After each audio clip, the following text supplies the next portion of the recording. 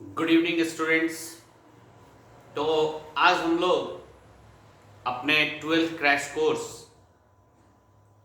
के जो second lecture थे उसके आगे हम लेक्चर कंटिन्यू कर रहे हैं।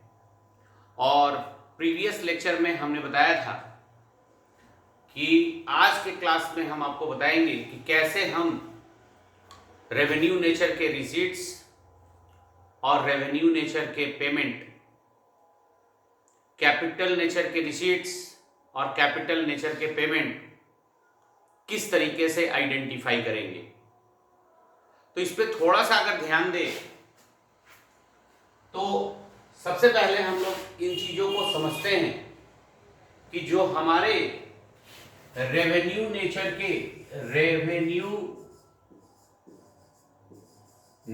के रिसीट्स एंड पेमेंट्स हैं, यानी रेवेन्यू रिसीट्स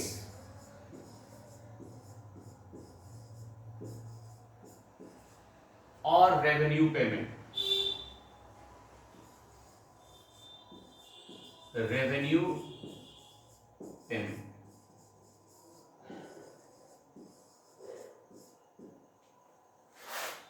या फिर हम रेवेन्यू पेमेंट को कह सकते हैं रेवेन्यू एक्सपेंडिचर।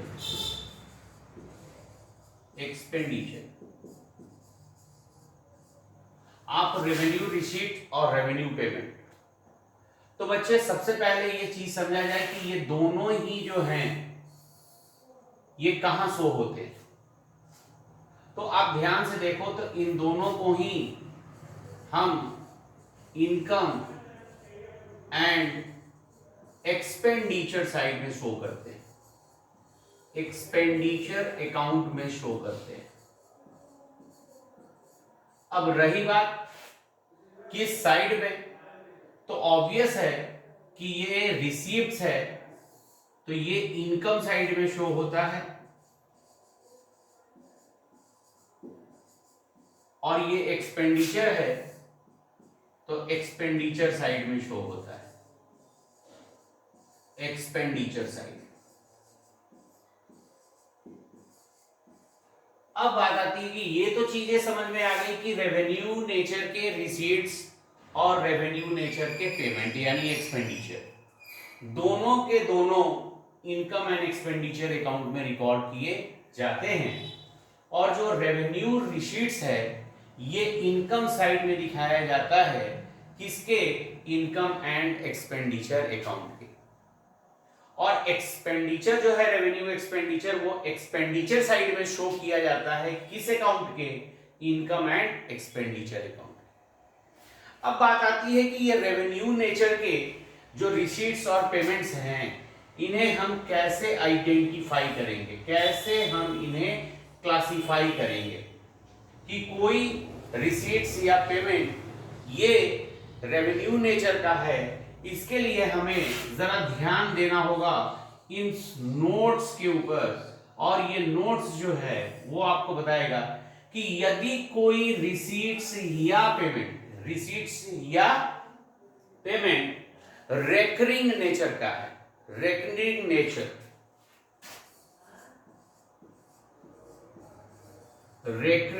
का है,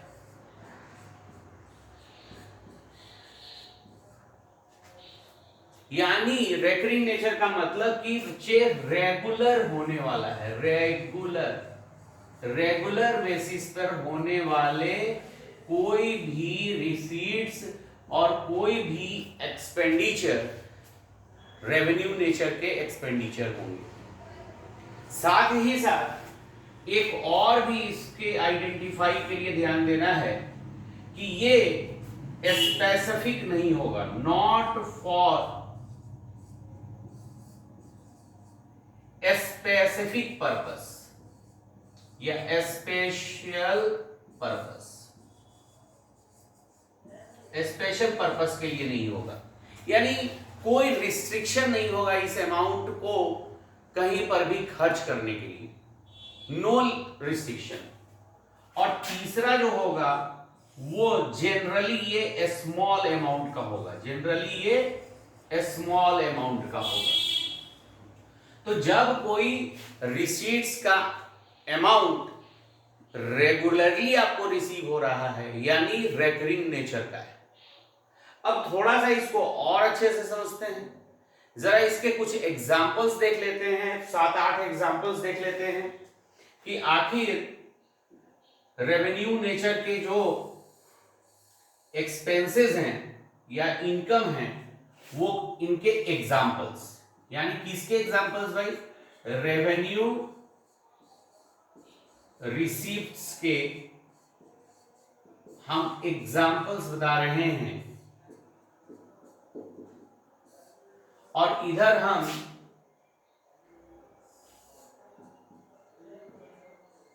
रेवेन्यू एक्सपेंडिचर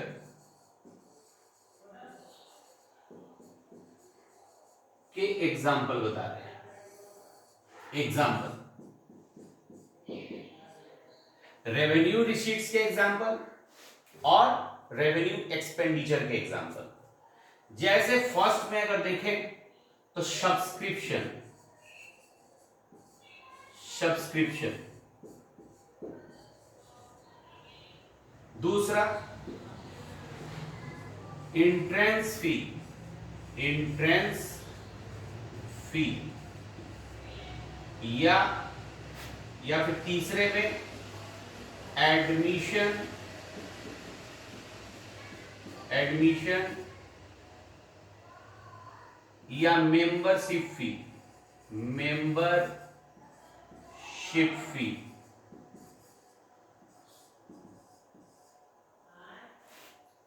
चौथे में डोनेशन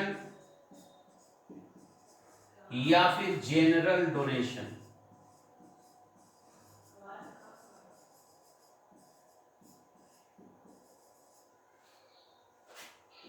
फिर आगे देखते हैं 5 नंबर में लॉकर्स रेंट रिसीव्ड।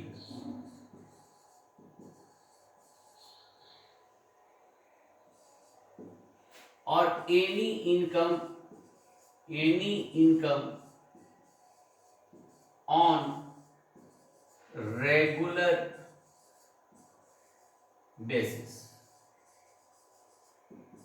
तो बच्चे आपको ये कुछ एग्जाम्पल बता दिए गए जो कि किसी भी नॉट फॉर प्रॉफिट ऑर्गेनाइजेशन के लिए ये आइटम्स जो हैं यानी इनसे जो मिलने वाले पैसे हैं, ये रिसीट्स हैं, ये हमेशा ही रेवेन्यू नेचर के रिसीट्स हैं।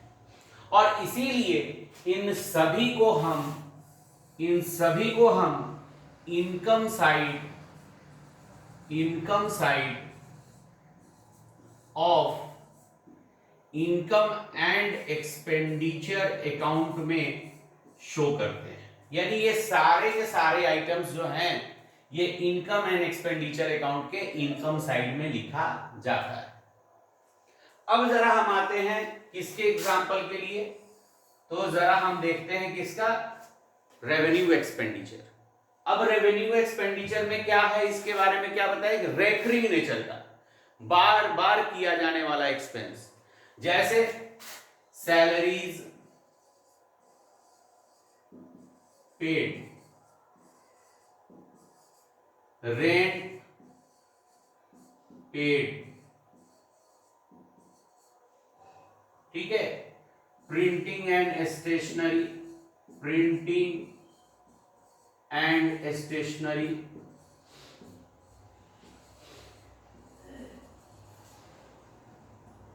postage and telegram, postage and telegram,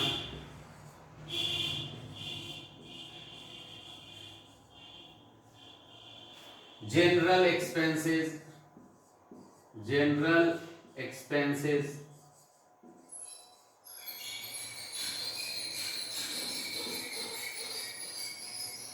ये सब जो हैं क्या है, ये रेवेन्यू एक्सपेंडिचर है। और चूंकि ये रेवेन्यू एक्सपेंडिचर है तो आपको पता है कि ये सारे के सारे रेवेन्यू एक्सपेंडिचर ऑब्वियस है कि इसे हम किस साइड में शो करेंगे, तो इसे हम एक्सपेंडिचर